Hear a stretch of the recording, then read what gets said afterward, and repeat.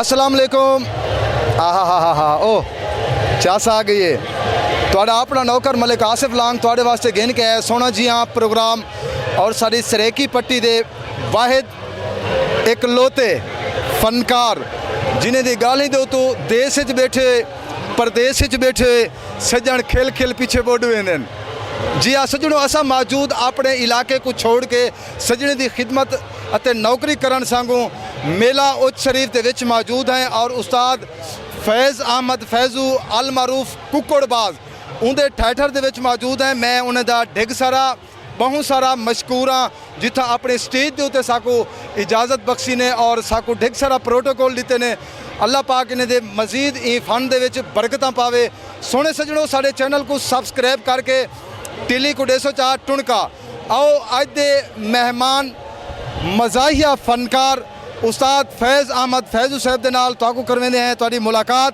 और निकड़ा बाल बलोड़ा ते गुड़ दा रोड़ा आहो डेओ चाचा खेल पई जी अजी बाल बलोड़ा नहीं बस इंदा कर दियो कुछ।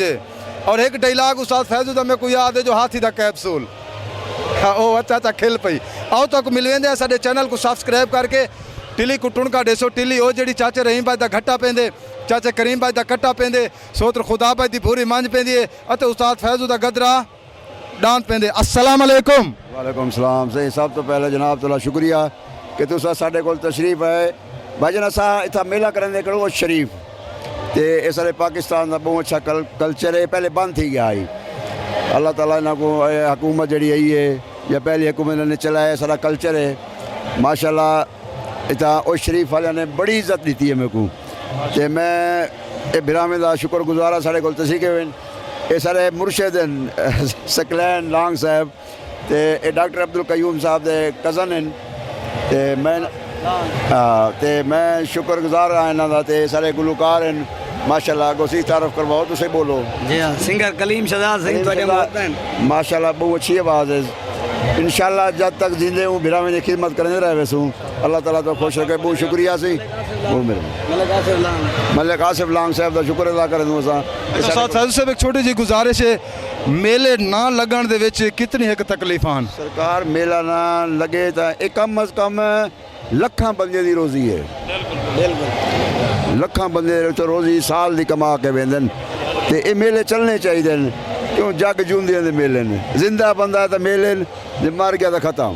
सजणों उस्ताद फैज़ अहमद फैज़ू साहब मसरूफ तरीन टाइम दे विचों साकू थोड़ा जिहा टाइम दिते ने और मैं बेहद मशकूर हाँ उस्ताद फैज़ू साहब का जो इन्हें को एक छोटा जिहा मशहूर जड़ा इन्हें दे मतलब एक मशहूर फेमस जितू थे उन्हें को पूछते हैं उस्ताद फैज़ू साहब ये दसो केड़ा मशहूर डायलॉग आ थोड़ा काफ़ी सजने थोड़ा इंटरव्यू किए साकू तो इंटरव्यू करान दी अटकल भी कोई नहीं आई थोड़ा मशहूर केड़ा मशहूर अल्फाज है। मैं एक ड्रामा किया कमली न ला अखियाँ उन्हें मैं एक रोल किया नौकर दा तो मेरी जी मरकानी होंगी ना तो कहती भी कम कर मैं कहना भी कितों से कम करा अगों दे मैं कम करा पिछों से मैं कम करा ये मेरा मशहूर डायलॉग था ही।